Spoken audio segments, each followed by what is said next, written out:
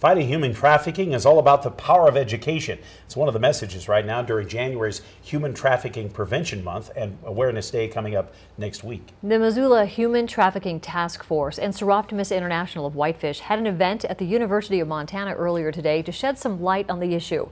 Jack Ginsburg takes us to one of these training sessions. On Wednesday afternoon, Seattle-based human trafficking expert Peter Qualiotin came to the University of Montana as part of his statewide tour, educating professionals and the public on preventative measures to take in order to end human trafficking. And so really thinking about the power of education and saying like, hey, we want to have an event for professionals, right? And then also an event for community members where they can learn a little bit more about the root causes of trafficking and commercial sexual exploitation.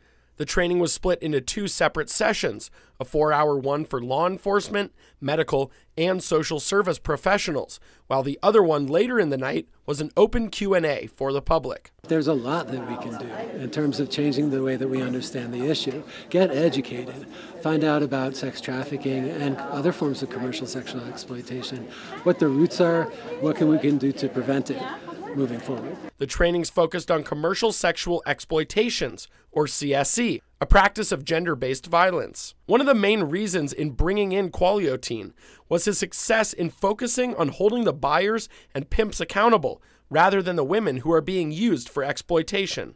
And so we need to engage men, because it's predominantly men who buy sex, and be able to get them to understand the harm of this practice and how it's hidden from their awareness.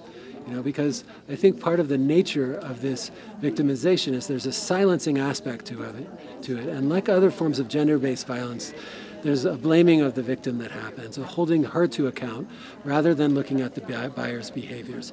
And so that simple twist, that kind of change of who we're looking at and where the problem lies, because certainly the problem is experienced by people in prostitution are significant, but they would be non-existent if it weren't for the buyers. While there is still a ton of work to be done, Qualiotin knows we are headed in the right direction and says this is much more progress than he ever could have imagined. It was only people who were in prostitution that were arrested. Nobody looked at the buyers, nobody looked at the pimps. They were held responsible for the harm that was happening to them. And we have here today law enforcement, service providers, or educators, folks from the health profession who are coming together to try and recognize what we can all do working together to approach this issue in a new way. And that is something I could have never seen coming 30 years ago. In Missoula, Jack Ginsburg, MTN News.